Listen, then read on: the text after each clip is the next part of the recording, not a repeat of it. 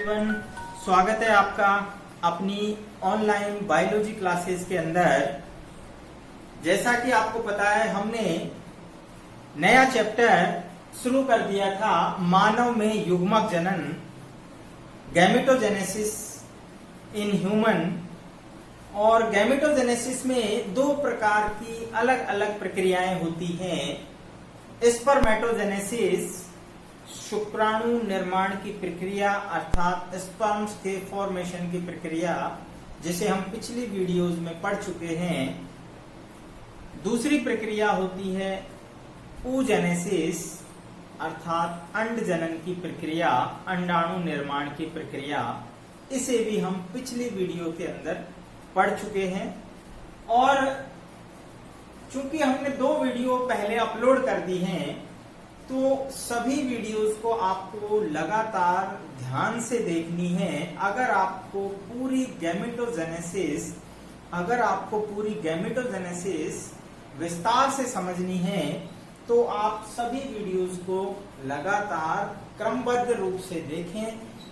और हम बीच में आपसे कमेंट बॉक्स के अंदर आपसे क्वेश्चंस पूछे जाते हैं, उनका आप जवाब दें, ताकि हमें व्यूज जब तक नहीं आएंगे तो बेटा हम भी और अच्छा उत्साह से जो वीडियो आपके लिए बना रहे हैं वो नहीं बना पाएंगे। इसलिए आप लगातार वीडियो को देखें, क्वेश्चंस का जवाब दें, ताकि हमें भी पता हो कि, क्योंकि आपकी जो क्लास है उसमें केवल इतना फर्क है कि जिस तरह से वहां स्कूल में जो क्लास होती है सेम उसी तरह यहाँ है, लेकिन फर्क क्या है? फर्क ये है कि आपसे और हमारी जो फेस टू फेस जो टॉकिंग होती है वो नहीं हो पाती है। लेकिन उसका भी हमारे पास वो है कि आप कमेंट बॉक्स, नीचे जब आप वीडियो देखते हैं तो कमेंट बॉक्स आता है, उसमें आप हमसे चैट कर सकते हैं। और आपको जो क्वेश्चंस पूछे जाते हैं, हर वीडियो के बाद आपसे क्वेश्चन पूछे जाएंगे, उनका आप जवाब देंगे। इंतजार करेंगे हम सभी स्टूडेंट्स के व्यूज का, तो देखते रहिए। आज का जो वीडियो है हमारा, आज का वीडियो बहुत महत्वपूर्ण है। शुक्राणु की संरचना अर्थात स्ट्रक्चर ऑफ स्पर्म। तो मानव में जो मेल गैमेट होता है, जिसकी निर्माण की प्रक्रिया को हम पिछली वीडियो में पढ़ चुके हैं स्पर्मेटोजेनेसिस के दौरान। स्पर्मेटोजेनेसिस में अनेक स्पर्म्स का फॉर्मेशन होता है। अगर हम एक स्पर्म्स की स्ट्रक्चर की बात करें, तो इस चित्र के माध्यम से हम आज स्पर्म्स की जो स्ट्रक्चर है उसको समझेंगे। एक स्पर्म्स जो है बेटा वो 4 भागों में विभक्त होता है। सबसे पहले हम ये जान लें कि जो स्पर्म्स है वो एक अगुणित गतिशील सूक्ष्म कोशिका होता है। स्पर्म जो है एक मैच्योर्ड स्पर्म की अगर हम बात करें तो वो अगुणित होता है, अर्थात नंबर ऑफ क्रोमोसोम्स उसमें हैप्लॉइड होते हैं, अगुणित होते हैं। मानव में हम बात करें तो टोटल जो क्रोमोसोम्स होते हैं एक सोमेटिक सेल में वो 46 होते हैं। लेकिन चूंकि अर्धसूत्री विभाजन यानी मियोसिस से जो है बनता है स्पर्म, इसलिए जो गुणसूत्रों की संख्या है वो अगुणित अर्थात हैप्लॉइड रह जाती है। तो एक स्पर्म्स के अंदर 23 जोड़े गुणसूत्र होते हैं, 23 गुणसूत्र होते हैं। अगर हम खोज की बात करें तो सबसे पहले स्पर्म्स की खोज एंटोनी वान ल्यूवेनहॉक ने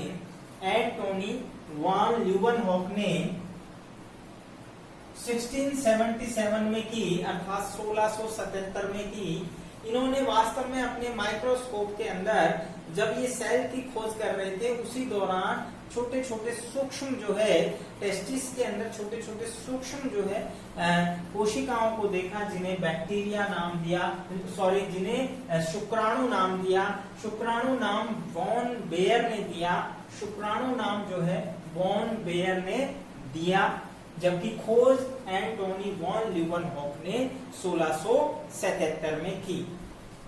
तो हम बात कर रहे थे कि एक स्पर्म्स की अगर हम स्ट्रक्चर की बात करें तो उसमें 4 अलग अलग भाग होते हैं। इसको हम अध्ययन की दृष्टि से पढ़ सकते हैं अलग अलग भाग बनाकर। पहला भाग जो है वो शीर्ष कहलाता है, जिसे हेड कहते हैं। तो स्पर्म्स का जो हेड है आप ये देख रहे हैं, ये शीर्ष होता है जिसको हेड कहते हैं, और ये दो भागों से मिलकर बना है, एक्रोसोम और केंद्रक। एक्रोसोम और केंद्रक। एक्रोसोम अगर की बात करें तो एक्रोसोम केंद्रक के ऊपर एक टोपी के समान एक शीर्ष पर संरचना होती है जो गोल्जी काय से बनती है। हमने शुक्राणु कायांतरण में पढ़ा था, ये गोल्जी काय के जो है बनने वाली संरचना है, और इसी कारण इसकी जो झिल्ली होती है, एक्रोसोमल झिल्ली जिसे हम कहते हैं, उसमें स्पर्म लाइसिन होते हैं।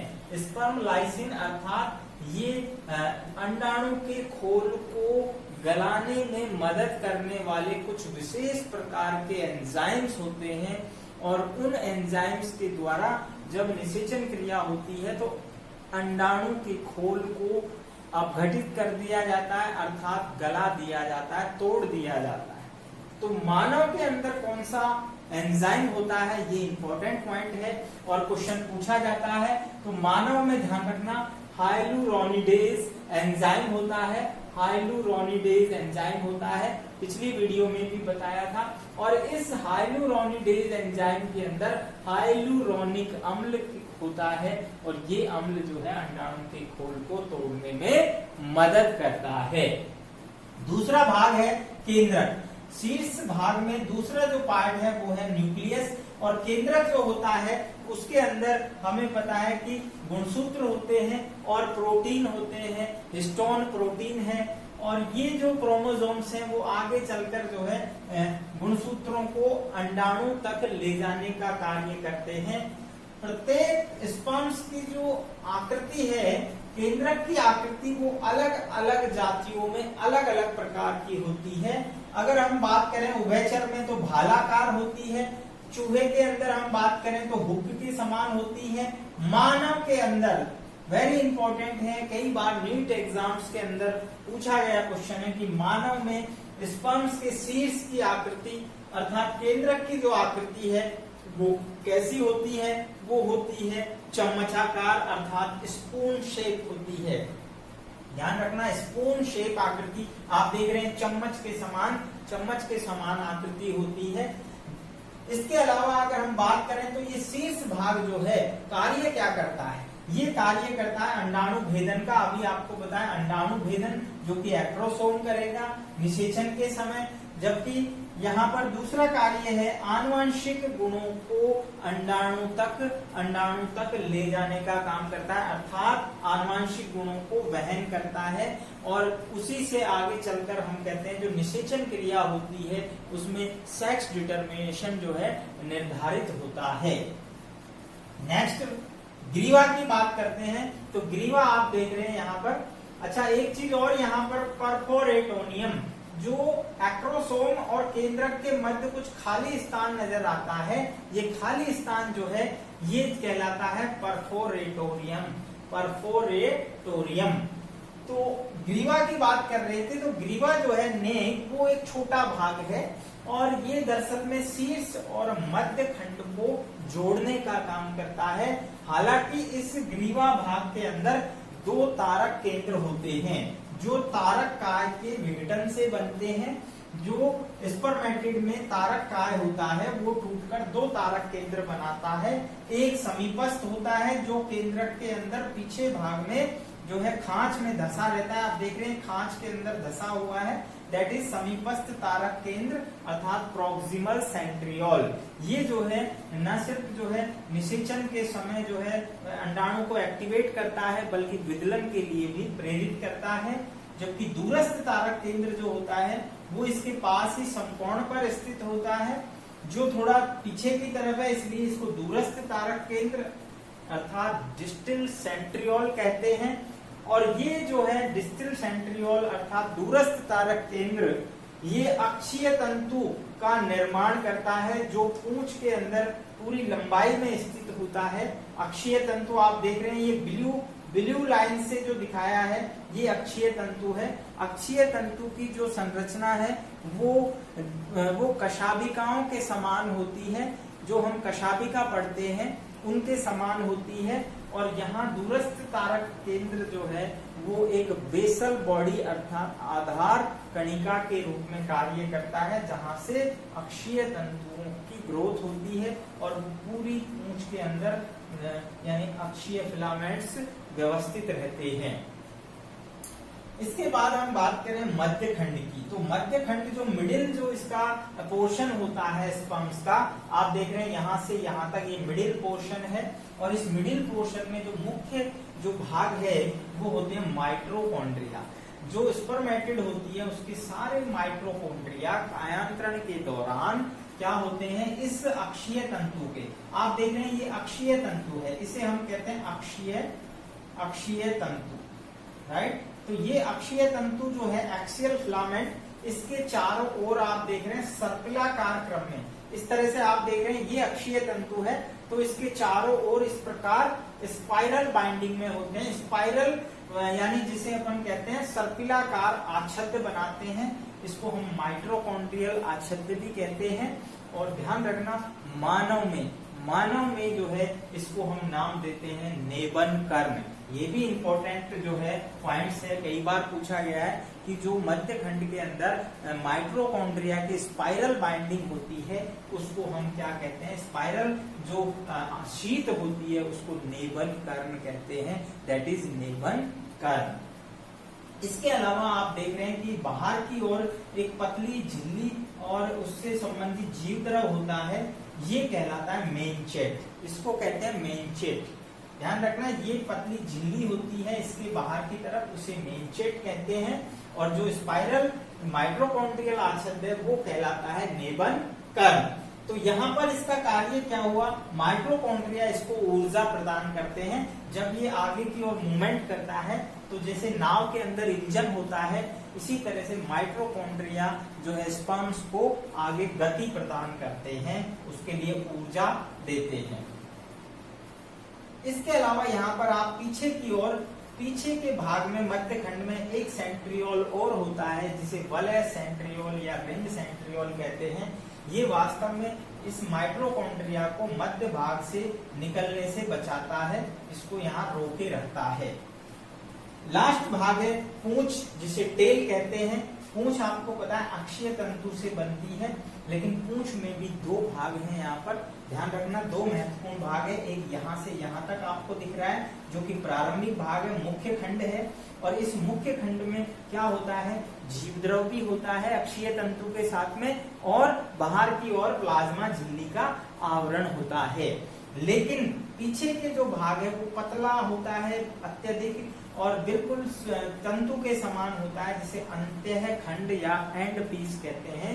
और इस एंड पीस में क्या होता है, एक तो जीवद्रव और प्लाज्मा झिल्ली नहीं होती है, त्याग दिए जाते हैं। साथ ही साथ में यहाँ पर हम बात करते हैं कि जो अक्षीय तंतु होता है उसमें 9+0 की व्यवस्था होती है, 9+0 की व्यवस्था होती है, जबकि यहाँ पर 9+2 की व्यवस्था होती है। अर्थात 9 केंद्र में और 2 केंद्र में और 9 परिधीय तंतु होते हैं, जबकि यहाँ 9 परिधीय तंतु, केंद्र में जो है 0 तंतु होते हैं, अर्थात 2 तंतु जो है वो केवल ऊपर की ओर स्थित होते हैं। तो इस प्रकार यहाँ पर हमने देखा कि जो स्पर्म्स है उसमें अलग अलग 4 खंड होते हैं।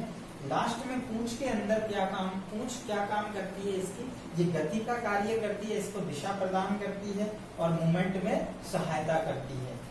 यहाँ पर जो स्पर्म्स होते हैं वो सभी जो है गतिशील नहीं होते हैं, ध्यान रखना। मानव के अंदर शुक्राणु गतिशील है, लेकिन कुछ एनिमल ऐसे हैं जिनमें स्पर्म्स जो हैं वो अगतिशील होते हैं, अर्थात उसमें कशाभिका नहीं होती है, जैसे एस्केरिस, निमेटोड और क्रस्टेशिया के अंदर अगतिशील स्पर्म्स होते हैं, अर्थात उनमें अक्षीय तंतु नहीं होता है, पूंछ का अभाव होता है। ये अक्षीय तंतु आगे की ओर बड़ा यानी बहुत बड़ा होता है और कई गुना आगे बड़ा होता है, इसको कंटिन्यू ऐसे ही सतत आगे चलता है, जिसे हमने नहीं दिखाया है। तो इस प्रकार ये स्पर्म्स की स्ट्रक्चर, जिसको 4 भागों में हमने डिवाइड किया। तो देखते रहिए लगातार। आज की जो वीडियो है उसके क्वेश्चंस आपसे पूछ रहे हैं। पहला क्वेश्चन आपको बताना है, पहला जो क्वेश्चन है, क्वेश्चन पहला है कि मानव में एक्रोसोम झिल्ली के अंदर कौन सा स्पर्म लाइसिन उपस्थित होता है। मानव की शुक्राणु की एक्रोसोम झिल्ली में कौन सा स्पर्म लाइसिन एंजाइम उपस्थित होता है।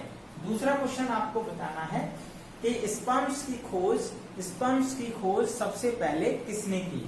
स्पर्म्स की खोज सबसे पहले किसने की। नेक्स्ट क्वेश्चन जो है नोट कर लीजिए, क्वेश्चन नंबर 3, स्पर्म्स की आकृति कैसी होती है। मानव में स्पर्म्स की आकृति कैसी होती है। मानव के अंदर स्पर्म्स की आकृति कैसी होती है। तो यहाँ पर आपको जो है 3 क्वेश्चंस पूछे गए हैं और उम्मीद करता हूं कि आप तीनों क्वेश्चंस का कमेंट में जवाब देंगे। तो मिलते हैं नेक्स्ट वीडियो में, तब तक देखते रहिए अपनी जो है बायोलॉजी की ऑनलाइन क्लासेस।